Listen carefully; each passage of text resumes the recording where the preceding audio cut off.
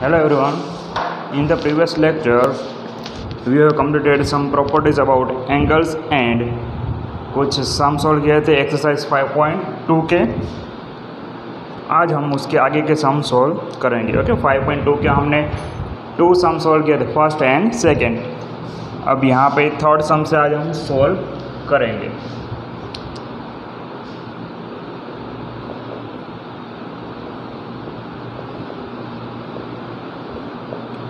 Third सम में हमें क्या कहा है, in the adjoint figure P parallel Q find the unknown angles.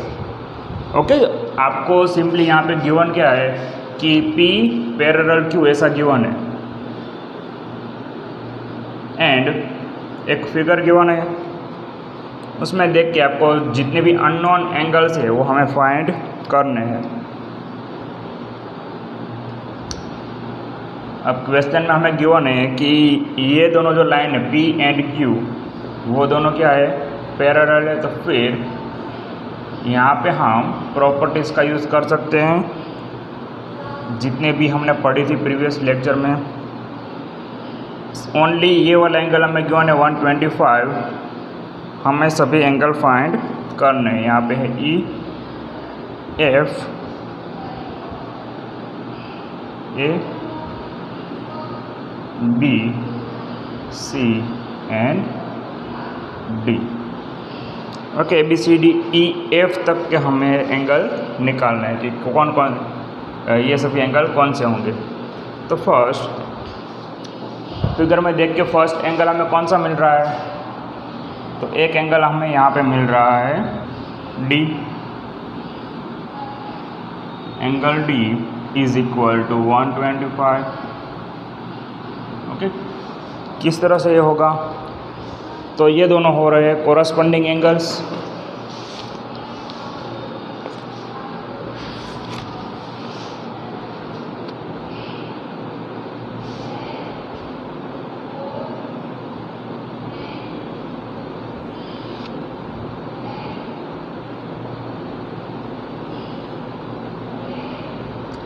Okay, corresponding angle में मैंने आपको बताया था कि कौन सा शेप बन रहा होगा, F।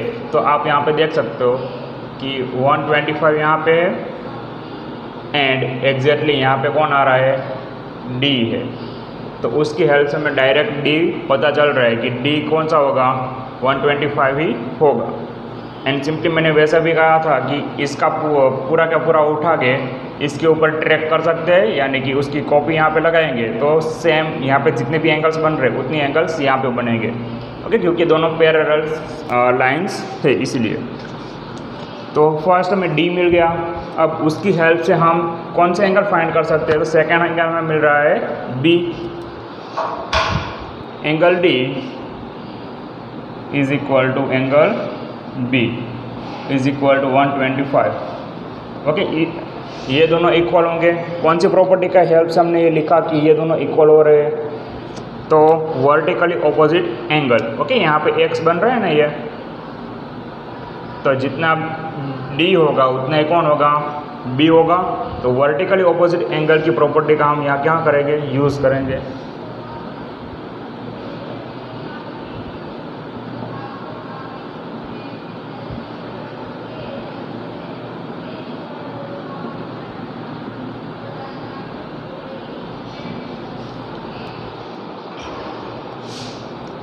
फिर अब कौन सा एंगल हम फाइंड कर सकते हैं, तो A एंड D ये दोनों हम निकाल सकते हैं। D की हेल्प से A, क्योंकि दोनों एक ही लाइन पे है तो लीनियर पेयर हो सकती है, तो वहाँ पे होगा 180 उन दोनों का सम।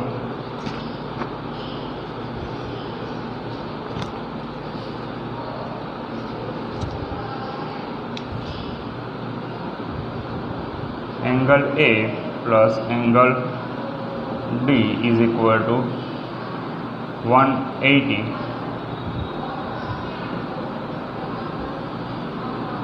क्योंकि यहाँ पे आएगा, उसका रीज़न है लीनियर पेयर। लीनियर पेयर बन रही यानी कि दोनों एंगल एक ही लाइन पे आ रहे, तो दोनों का सम होगा 180। ओके, अब यहाँ पे हमें डी पता है, डी वाला कौन सा है, डी इज इक्वल टू हमें गिवन है ओके, ए हमें फाइंड करना है, डी हमें पता है कि डी की वैल्यू है 125, तो ए को रखेंगे as it is 125 180, angle A is equal to 180 minus 125। Okay, इन दोनों का सब्ट्रैक्शन करेंगे तो हमें क्या मिलेगा, यहाँ पे 5, यहाँ पे 5।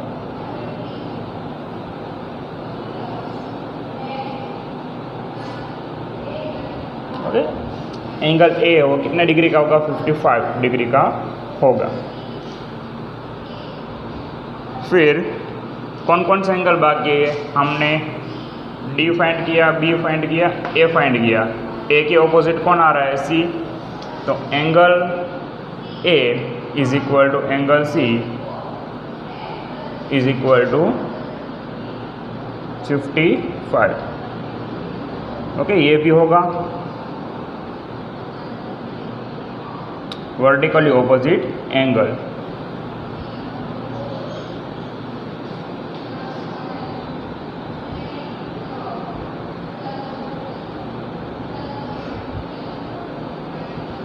तो वर्टिकली ऑपोजिट एंगल हो रहे हैं, यानी कि ये दोनों क्या होंगे, इक्वल।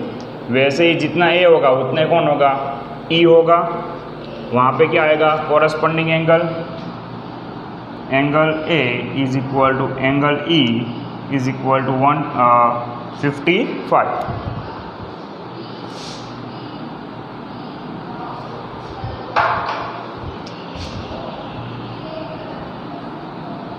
ये किस तरह से लिखा हमने, सिंपली हमने सभी प्रॉपर्टी का ही यूज़ किया है। ये एंड ये दोनों क्या होंगे, कोरस्पॉन्डिंग एंगल। एंड वैसे भी इसको उठा के पूरा का पूरा यहाँ पे ट्रैक करेंगे, या फिर अभी इन सभी ABCD हमने फाइंड कर लिया है, तो इसको पूरा यहाँ पे ट्रैक कर दो, तो ए के सामने आ रहा है ई, तो ये दोनों क्या होंगे, इक्वल। वैसे ही एफ के सामने आएगा सी, तो ये दोनों भी क्या होंगे, इक्वल। एंड एफ शेप बना के भी आप चेक कर सकते हो कि यहाँ पे एफ शेप बन रहा है।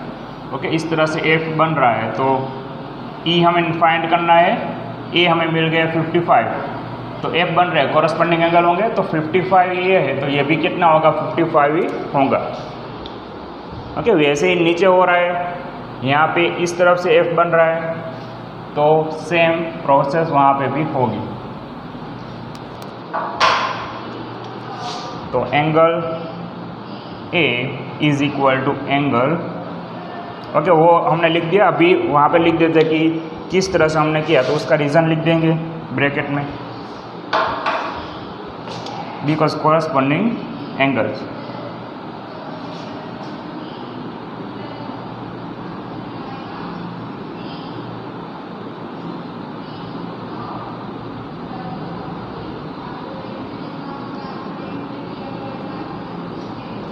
वैसे ही सी एंड एफ वो भी क्या होंगे, कोरस्पॉन्डिंग एंगल होंगे। Angle C is equal to angle F is equal to 55, तो ये भी हो रहे हैं कोरस्पॉन्डिंग एंगल्स।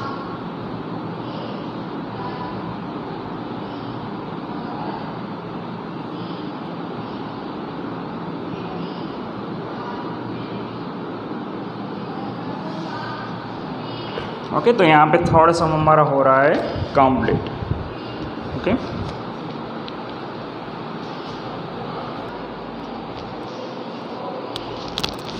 ओके, अब नेक्स्ट है, उसके बाद फोर्थ वाला सम है।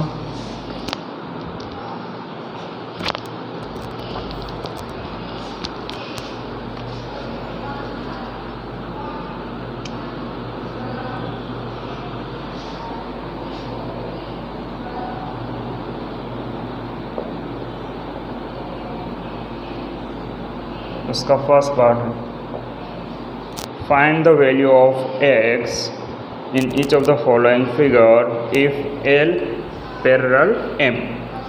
ओके, L एंड M अगर पैरेलल है तो हमें क्या फाइंड करना है, x की वैल्यू फाइंड करनी है। ये हमें गिवन है 110, ये लाइन है T। एंड ये x यहाँ पे, तो x कितना होगा। ओके, यहाँ पे सिंपली आप किसी भी तरह से सोल्व कर सकते हो, कई सारे मेथड से आप इसको सोल्व कर सकते हो। ओके, एक तो ऐसा है कि इसका वर्टिकल ऑपोजिट लगा के हम फाइंड कर सकते हैं कि ये अगर 1 1 0 है तो ये भी क्या होगा 1 1 0। ओके, अब ये 1 1 0 होगा तो यहाँ पे इंटीरियर एंगल वाला हम लगा सकते हैं कि इंटीरियर एंगल में सी शेप बनता है एंड इन दोनों एंगल का सम होता है 180।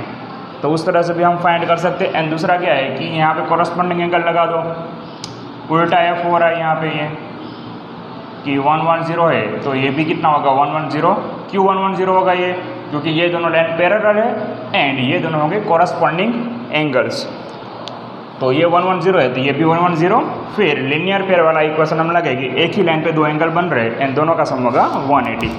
तो उस तरह से भी आप सोल्व कर सकते हो, जो भी इजी लगे उस तरह से सोल्व कर देना। ओके, तो फर्स्ट हम यही कर देते हैं, यहाँ पे कोई एंगल का नेम गिवन नहीं है तो हम वैसे ही रख देते हैं कि यहाँ पे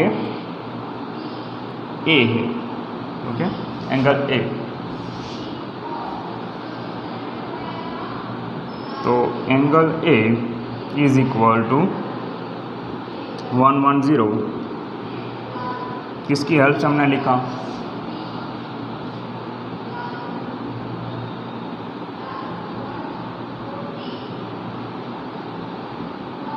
corresponding angles।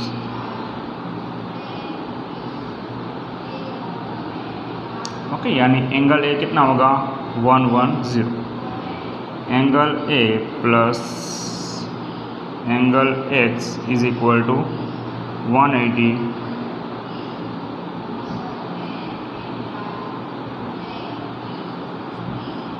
कौन सी प्रॉपर्टी का यूज़ किया है, लीनियर पेयर, एक ही लाइन पे आ रहे हैं यानी कि उनका सम होगा 180। यहाँ पे आएगा 1 1 0 plus angle X is equal to 180, angle X is equal to 180 minus 1 1 0, X is equal to हो जाएगा 70।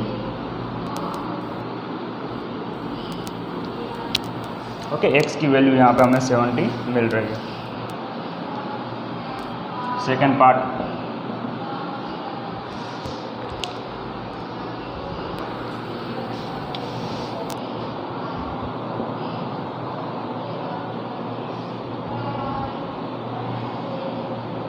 यहाँ पे भी दो लाइन है एंड दोनों क्या है पैरेलल है। एल एंड एम ये दोनों पैरेलल है ऐसा हमें गिवन है। यहाँ पे हमें ये गिवन है 80, ये गिवन है 100 एंड ये गिवन है x। Okay, A and B. तो यहाँ पे हमें डायरेक्ट मिल रहा है। ओके, फाइंड करने की कोई ज़रूरत नहीं है, डायरेक्ट ही हमें यहाँ पे पता चल रहा है कि कितना डिग्री का एंगल होगा। यहाँ पे जो 80 गिवन है उसका हमें यहाँ पे कोई यूज़ ही नहीं है। ओके, ऐसे ही आपको गिवन है पर इसका यूज़ करने की कोई ज़रूरत नहीं, डायरेक्ट आप फिगर में देख के बता सकते हो कि x की वैल्यू क्या होगी। तो डायरेक्ट इसका आंसर क्या आएगा 100, angle x is equal to 100।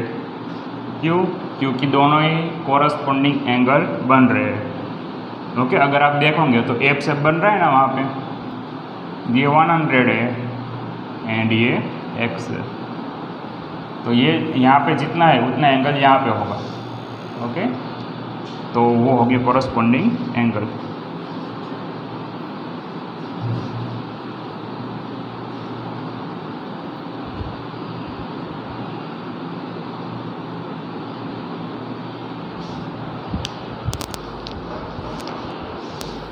तो डायरेक्ट ही इसके आंसर मिल रहा था।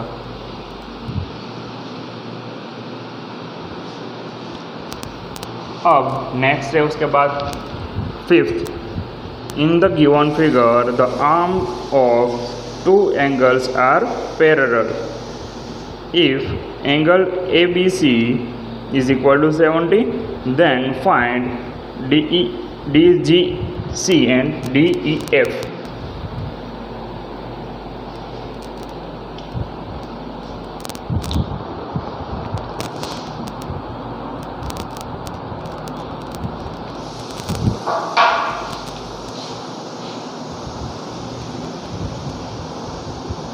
Fifth step,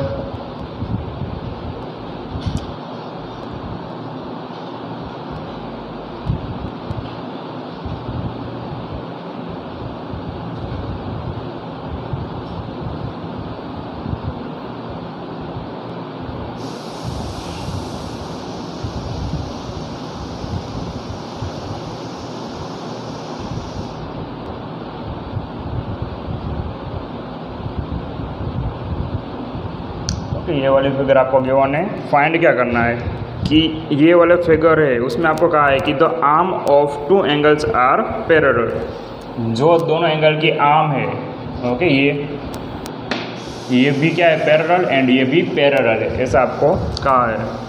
तो फाइंड हमें यहाँ पे ये करना है कि फर्स्ट तो ये गिवन है कि angle ABC is equal to 70 degree, ये हमें गिवन है। एंड फाइंड हमें यहाँ पे करना है फर्स्ट BG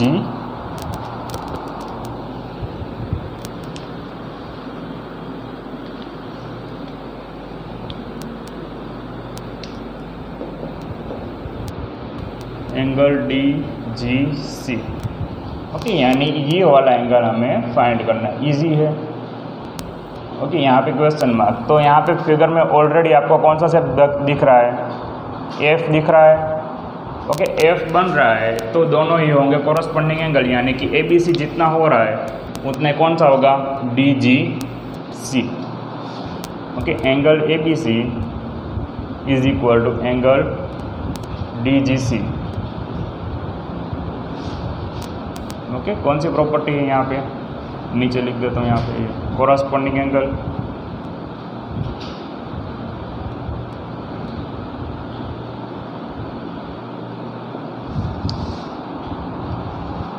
यानी कि angle DGC is equal to क्या होगा, 70। ओके, दोनों ही सेम हो गए, कॉरस्पॉन्डिंग एंगल है, यानी ये भी सेम होगा। वैसे हमें फाइंड करना है DEF, DEF की वैल्यू भी निकालनी है। तो वहाँ पे भी F शेप बन रहा है। ओके, उल्टा F हो रहा है ना, यहाँ पे देखो, अब ये वाला एंगल में मिल गया, ये हो गया 70, एंड ये हमें फाइंड करना है। तो F बन रहा है तो वो भी हो जाएगा कॉरस्पॉन्डिंग एंगल। किसका होगा, इसका कॉरस्पॉन्डिंग एंगल हो रहा है। तो यहाँ पे फर्स्ट हमें फाइंड ये करना है कि DEF, तो भी लिख देते हैं,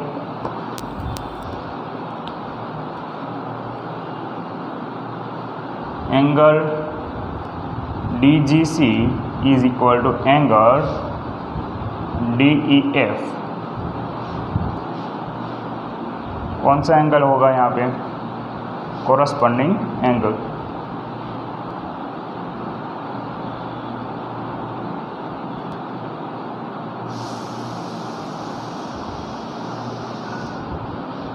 यानी angle DEF is equal to भी क्या होगा, 70 डिग्री। ओके, दोनों ही एंगल हमें यहाँ पे मिल रहे हैं। तो 5 तक के सम हमारे हो रहे हैं कंप्लीट। उसके बाद लास्ट सम है 6, वो हम देखते हैं।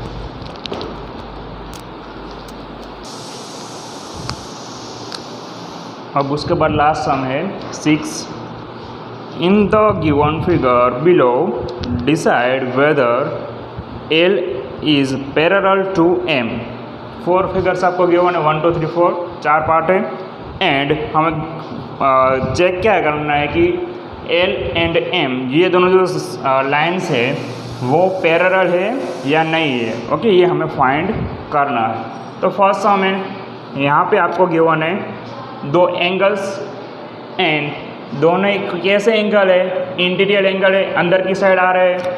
तो सिंपली आपको पता है कि जो लास्ट प्रॉपर्टी हमने पढ़ी थी एंगल की, ये जो ट्रांसवर्सल है, ओके, ट्रांसवर्सल है, ट्रांसवर्सल की सेम साइड पे जो 2 एंगल्स आते हैं उनका सम क्या होता है, 180 होता है। अगर ये दोनों का सम 180 होगा तो हम कह सकते हैं कि L एंड M ये दोनों पैरेलल है। एंड अगर इन दोनों का सम 180 नहीं हो रहा है तो हम कहेंगे कि ये दोनों साइड पैरेलल नहीं है। ओके, तो चेक करते हैं। 126 plus 44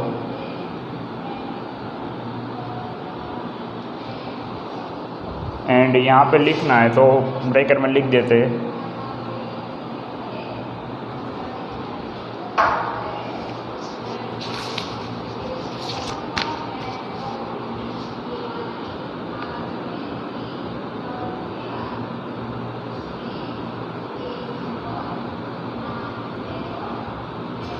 interior angle and on the same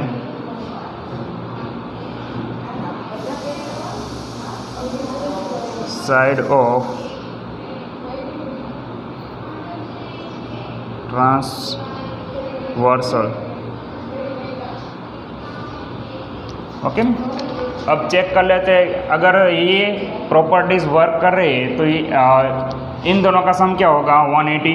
तो 6 plus 4 10 1 carry forward 4 plus 2 6 6 plus 170 आ रहा है, यानी कि यहाँ पे ये प्रॉपर्टी वर्क नहीं कर रही है। Okay, 170 does not equal to 180। अगर 180 सम होता है तो हम कह सकते कि ये दोनों लाइन पैरेलल है, तो यहाँ पे